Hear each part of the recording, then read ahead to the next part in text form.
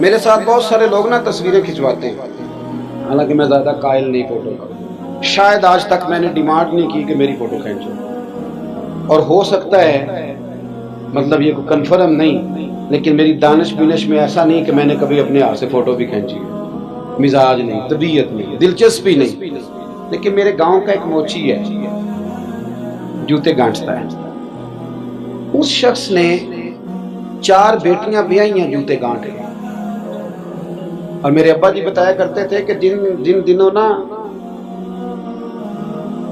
دھیلا چونی جوتا گانٹنے، اب تو جوتے کوئی گنڈواتا ہی نہیں، اب تو گانٹنے کا رواج نہیں، اب تو بچے نئے لیتے ہیں، تو جوتا گانٹنے کے لیے جب اس کو دیتے تھے تو چونی اگر اس کی ہوتی تھی نا تو اس کو کہتے تھے نا روپیہ تو رکھ لے، تو کہتا کیوں رکھوں جی، میری چونیاں تو میں نے چونی لے لی، اور ناراض ہو جاتا تھا۔ 4 بیٹیوں کی شادی کی ہے اس نے، پھر اللہ نے اسے عمرہ بھی کرایا، اور آج بھی وہیں بیٹھا ہے۔ تو میں جب گاؤں جاتا تو میں کہتا ہوں چاچا میں تیرے ساتھ تصویر کھنچوانی ہے، تو مجھے کہتے ہیں پتر میرا تو منہ بھی نہیں تو پیا میرے ساتھ فوٹو، تو میں کہتا ہوں یار تو ایک انسان ہے، تو ایک مثال ہے، جس بندے نے ہاتھ پھیلانے سے نفرت کی ہو، اب تو چندہ ہی چندہ رہ گیا، چندہ ہی چندہ، اس کے علاوہ اللہ معاف کرے کوئی دوسری شے۔ میں گلاسکو میں تھا تو مجھے ایک صاحب کہنے لگے آپ نے کوئی اعلان چلان نہیں کرنا، مدرسہ نہیں ہے؟ میں نے کہا مدرسے بڑے ہیں پر اللہ کا فضل ہے، کیونکہ وہ نبی کریم کے نام کے ہیں تو ہمیں کبھی کمی کوئی نہیں آئی، کبھی نہیں کمزوری آئی، رونے کا مزاج بھی نہیں، وہ چل رہا ہے مدرسہ۔ تو میں نے کہا آپ کیا سمجھتے ہیں جو یہاں آیا ہے وہ چندے لے نہیں آیا ہے؟ کیا مزاج آپ لوگوں نے بنا لیا، اس سے نکلیں۔ وہ بھی کوئی قومیں ہوتی ہیں جو ہر وقت ہاتھ پھیلا کے رکھتی ہیں۔ قرآن مجید نے صحابہ کی تعریف کی، لا یسألون الناس الحافا، وہ لپٹ لپٹ کر سوال نہیں کرتے۔ یہ اصحاب صفا کی بات کی قرآن پاک نے، لپٹ لپٹ کر سوال، خبردار تھوڑے پہ گزارا کرنا سیکھو، عزت کی زندگی جیو گے۔ اور نوجوان بالخصوص یاد رکھیں، اگر وقار سے جینا ہے، سر اٹھا کے جینا ہے اور مطمئن زندگی گزارنی ہے تو پھر اس بات پہ راضی ہو جاؤ جو اللہ نے ہمیں عطا کیا ہے۔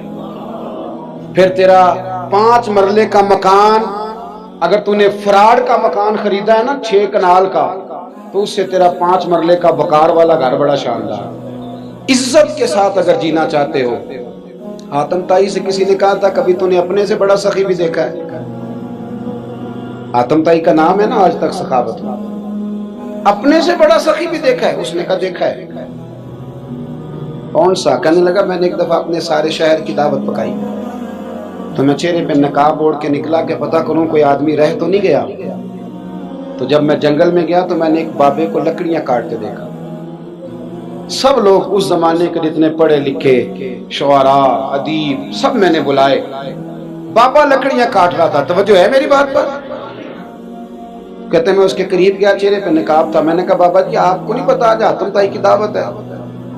کہنے لگا بیٹے پتہ ہے۔ تو میں نے کہا جانا نہیں؟ کہتے بابے نے عجیب جواب دیا، کہنے لگا مجھے نا اپنے ہاتھوں کی کمائی کا چسکا لگ گیا۔ کس کا چسکا؟ ہاں آج کل چسکا یہ ہے کہ کسی کو پارٹی کیسے ڈالنی ہے، کیسے مفت کی روٹی کھانی ہے۔ کس کا چسکا لگ گیا؟ اپنے ہاتھوں کی۔ بولیے۔ میرے نا مدرسے میں ایک لائق بچہ پڑھتا ہے، مالدار گھرانے کا تھا، تو تھوڑی سی نا آپ کو پتہ ہے دوران طالب علمی ہمیں بھی بڑے بہانے آتے تھے، تو یہ چیزیں یاد آتی ہیں، تو تھوڑا آگے پیچھے ہوتا تھا۔ مدرسے میں کام ہو رہا تھا تو میں اس کو کھڑکی میں لے کے کھڑا ہو گیا، میں نے کہا بیٹے ایک چیز تجھے دکھانی ہے، جب تیرے سامنے بھنا ہوا گوشت رکھا جاتا ہے تو نخرے کرتا ہے، ادھر بھی آ ایک نظارہ دیکھ۔ مزدور نا سویرے 2 روٹیوں کے بیچ اچار رکھ کے لاتا ہے، اور جب وہ دوپہر کو کھانے لگتا ہے نا میرے بھائی، تو وہ اچار اس کی روٹیوں کو بھی لگ جاتا ہے، پونے کو بھی لگ جاتا ہے۔ لیکن جب دوپہر کا وقت ہوتا ہے تو مٹی سے لتھڑے ہوئے ہاتھ پہلے وہ جا کے ٹوٹی پہ دھوتا ہے، پھر وہ کیا کرتا ہے کہ وہ پانی کا پیالہ خود بھر کے رکھتا ہے، توجہ میری بات پہ رکھیں، پھر وہ زمین پہ بیٹھتا ہے، اور جب وہ پونا کھولتا ہے نا، کبھی اسے کھاتے ہوئے دیکھو، یوں محسوس ہوتا ہے کہ دنیا کی ساری نعمتیں اس کے سامنے پڑی ہوئی، اور ٹیبل پر بیٹھ کر 22,000 کی روٹی کھانے والے اتنا شکر ادا نہیں کرتے جتنا وہ بندہ شکریہ ادا کرتا۔ یا اللہ تیرا شکر ہے، یا اللہ تیرا شکر ہے۔ اور ان کو لفظ نہیں سیدھے پڑھنے آتے، ویسے بھی لفظ تاثیر سے بنتے ہیں تلفظ سے نہیں۔ اہل دل آج بھی ہیں اہل زبان سے آگے. صحیح تلفظ نہیں ادا کرنا آتا، لیکن جب وہ ہاتھ باندھ کے کہتے ہیں نا یا اللہ تیرا شکر ہے، تو یوں محسوس ہوتا ہے کہ روٹی تو اس بندے نے کھائی ہے. کھانا تو، ورنہ شادی کے موقع پر اتنا کھایا نہیں جاتا جتنا تباہ کیا جاتا ہے، کیونکہ مفت کا ہوتا ہے نا، مفت کا. تو یاد رکھیں محنت کی کمائی ایک حسن ہے، ایک وقار ہے. وہ جو بندہ 50 لاکھ روپیہ مہینے کا یا سال کا کماتا ہے وہ تو دیکھتا بھی نہیں بیچارہ پیسوں کو. وہ بینک میں آئے اور بینک سے ہی ساری زندگی اپنی دولت دیکھ سکتا، لیکن جو 600 روپیہ دیہاڑی لیتا ہے نا، اس کو جب شام کو ملتی ہے تو 3 دفعہ ہاتھ صاف کرتا ہے اور 3 دفعہ بسم اللہ شریف پڑھتا ہے اور پھر وہ جیب میں ڈالتا ہے. پھر وہ حساب کرتا ہے کہ 50 کہاں لگانے ہیں، 60 کہاں. تو خودداری سے جیو، باوقار رہو گے، باعزت رہو گے. حاتم طائی کہتے ہیں مجھے کہنے لگا کہ مجھے ہاتھوں کی کمائی کا چسکا لگ گیا ہے، اب مفت کے دسترخوان پر مجھے مزہ نہیں آتا. تو کہتے ہیں میں تو بس اس کا فدائی ہو گیا. جب میں واپس آنے لگا تو اس نے مجھے آواز دی. میں واپس پلٹا تو کہنے لگا بیٹا آپ بھی دعوت پہ جا رہے ہیں؟ میں نے کہا ہاں. تو اس نے مجھے 5 دینار نکال کے دیے. کہنے لگا یہ لے جاؤ، حاتم طائی کو نہ دینا، وہاں جو آدمی لنگر پکا رہا نا اسے دے دینا. یار بڑے بڑے لوگوں نے روٹی کھانی ہے، چلو میرا بھی حصہ پڑ جائے گا. تو حاتم طائی کہتے ہیں میں گھوڑے سے گر گیا، چہرے سے کپڑا اٹھایا اور میں نے کہا بابا میرے سینے سے لگ، میں تو امیر ہو کے سخی ہوں نا، تو غریب ہو کے بڑا سخی ہے. آج سمجھ آئی ہے تیری سخاوت کی. پڑھیے نا حدیث پاک. حضرت انس بن مالک کہتے ہیں ایک شخص نے آ کے کہا یا رسول اللہ کچھ دیجئے. حضور مجھے کچھ بولیے. اور میرے محبوب کا دروازہ وہ ہے کہ جہاں سے کبھی کوئی خالی گیا ہی نہیں. حضور کچھ دیجئے. تو نبی کریم علیہ السلام نے آج الگ بات کر دی، فرمایا تیرے پاس کچھ بھی نہیں؟ اس نے کہا حضور میرے گھر میں ایک پیالہ ہے اور ایک کمبل ہے اوڑھنے کا. اتنا غریب کو بندہ اس وقت بیٹھے محفل میں جس کے گھر میں ایک ہی پیالہ ہو. جو چپ ہے ان کے بارے میں کیا نظریہ اختیار کرو. کوئی ایسا غریب جس کے گھر میں ایک ہی پیالہ ہو، صرف ایک ہی کمبل ہو. لیکن یہاں بیٹھے میرے سمیت ہر تیسرے بندے کو آپ پوچھ لیں کہ حالات کیا ہیں تو کہے گا دعا کرو. بڑی مشکل ہے. اتنا غریب کوئی بندہ موجود ہے، لیکن آپ کسی کو پوچھ لیں وہ کہے گا جی بس دعا کریں. کوئی ایسا پیر مل جائے جو مجھے اللہ دین کا چراغ دے دے تاکہ نوٹ کسی طریقے آ جائے. اور وہ نعت خاں جو کہتا ہے کہ کون دیتا ہے دینے کو منہ چاہیے، دینے والا ہے سچا، وہ بھی کہتا ہے پہلے 25,000 دو. کوئی تو سٹیج پہ تو کہہ رہا تھا حضور دیتے ہیں، اور یہاں جب تک تیرے اکاؤنٹ میں نہ جائیں تیرا کام ہی نہیں چلتا. عجیب تماشا ہے. ایک صاحب نے بڑی دور سے مجھے فون کیا، کہنے لگے ٹائم دے دیں. میں نے کہا جی میں آ جاؤں گا، فارغ ہوتا ہوں تو آ جایا کرتا ہوں، مسئلہ نہیں ہے، ہم اتنے بڑے لوگ ہی نہیں، آ جائیں گے. کہنے لگا جی آپ بتائیں مطلب اکاؤنٹ نمبر دے دیں. میں نے کہا یار آپ نے غلط جگہ فون کر لیا، میں نے تو بتایا کہ وہ تو بڑے لوگ ہوتے ہیں، تو ہمیں پتہ ہے اپنی حیثیت کا، انشاءاللہ حاضر ہو جائیں گے، آپ سے بات ہوگی. کہنے لگے نہیں آپ کو تو کچھ بتانا ہی پڑے گا، کچھ بتائیں کچھ بتائیں. میں نے کہا کچھ بھی نہیں، میں انشاءاللہ حاضر ہوں گا. اللہ نے مجھے توفیق دی ہے، میں شام کو بڑی زبردست کھانا اپنے بچوں میں اچھا بیٹھ کے کھاتا ہوں. ایک گاڑی ہے جس پہ سفر کرتا ہوں، اگرچہ مکان میرا 2 کمروں کا ہے، اور کبھی اللہ تعالیٰ نے میرے دل میں یہ تمنا پیدا نہیں کی کہ کوئی بہت بڑا ہو تو گزارا صحیح ہو. میں بڑی اطمینان بخش زندگی گزارتا ہوں، تو میں آ جاؤں گا. کہنے لگے نہیں تہاڈی مہربانی کچھ دسو. میں کہا 3 کروڑ روپیہ دے چل. کتنا جی؟ اللہ جانتا ہے ہنسانے کے لیے بات نہیں کر رہا، اور مسجد میں اونچا ہنسے بھی نہ. کتنے دیں؟ جی یہ تو آپ نے کیا کہہ دیا. میں نے کہا یار اگر میں نے اپنے لفظ ہی بیچنے ہیں تو اب میں 25-40 ہزار میں بک جاؤں. تو میں تو سمجھتا ہوں کہ نبی پاک کا فرمان بڑا قیمتی ہے، تو ریٹ لگاؤں تو میری حیثیت یہ ہو کہ 40,000 روپیہ. اگر میں نے بکنا ہی ہے تو کوئی ریٹ تو لوں نا.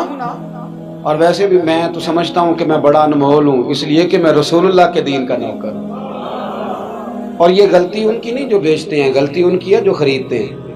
آپ لوگوں نے مارکیٹیں بنائی ہوئی، آپ مارکیٹیں نہ بناتے تو کبھی مارکیٹوں میں اس طرح کی چیزیں بکنے کہ ہم نے ظلم کیا ہے، ہم نے زیادتی کی ہے، ہم نے یہ ماحول بنایا ہے. بہرحال بات دور نہ نکل جائے، واپس آتا ہوں.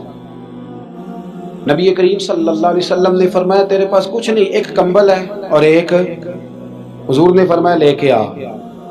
یہ سرکار کا فرمان سیاستہ سے عرض کر رہا ہوں۔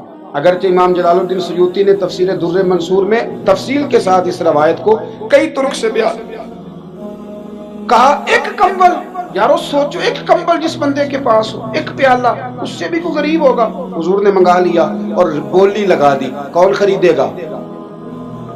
ایک شخص نے کہا 1 دینار، ایک نے کہا 2، حضور نے 2 دینار میں بیچ دیا۔ وہ بولا نہیں کہ حضور 2 ہی تو چیزیں تھی، وہ بھی بیچ دی آپ نے۔ اللہ کے رسول نے فرمایا 1 دینار کا کھانا لے جاؤ اور 1 دینار کا کلاڑا خرید کے لاؤ۔ وہ لائے۔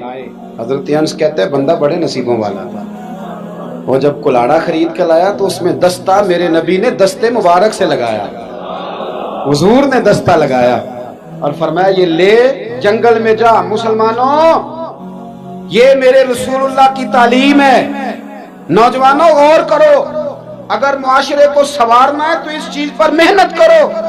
فرمایا یہ کلاڑا پکڑ، رسی پکڑ، جنگل میں جا، لکڑیاں کاٹ کے لا، کھا بھی اور کھلا بھی، پہن بھی اور پہنا بھی، جا۔ اور حضور نے فرمایا 15 دن مجھے نظر نہ آنا، جا کام کر، جا محنت کرنا۔ اہل اسلام کا شیوا ہے۔ آج پوری دنیا میں ہمارا کشکول مشہور ہے، دھوکہ معروف ہے۔ لوگ کہتے ہیں کہ انہوں نے ایسے ایسے، ہم نے طریقے غیروں سے پیسے نکالنے کے اختیار کیے، ایسے ایسے طریقے کہ کبھی سنے تو شرم سے سر جھک جاتا ہے۔ یہ معیار ہوتا ہے اعلیٰ قوموں کا کہ وہ چندوں پہ زندگی گزاریں، وہ مانگ کر کے کھائیں، یہ معیار ہوتا ہے۔ کسی کونے پہ بریک لگتی ہے تو آپ دیکھیں مانگنے والے کتنے زور و شور سے آتے ہیں۔ خدا را محنت کی عادت۔ وہ صحابی چلے گئے، 15 دن کے بعد آئے۔ یہ لفظ امام سیوطی نے لکھے، 15 دنوں کے بعد آئے تو حضور نے فرمایا تیرا حال کیا ہے؟ حضرت انس کہتے ہیں مجھے بھی تجسس تھا کہ پتہ تو چلے۔ تو وہ مسکرائے، عرض کرنے لگے یا رسول اللہ پہلے 1 پیالہ تھا، اب سارے گھر کے برتن بن گئے۔ یا رسول اللہ برکت آپ کی ہے، پہلے 1 کمبل تھا، اب سارے گھر کے بستر بن گئے۔ اور امام سیوطی کہتے ہیں انہوں نے جیب میں ہاتھ ڈالا تو 10 دینار نکالے، عرض کی حضور رکھ لے، میں اصحاب صفا کے لنگر میں حصہ ڈالنے آیا ہوں، یہ قبول کر لے مجھ سے۔ مہربانی فرمائیں، مہربانی، خودداری سے جیے اور تھوڑے پہ گزارا کریں۔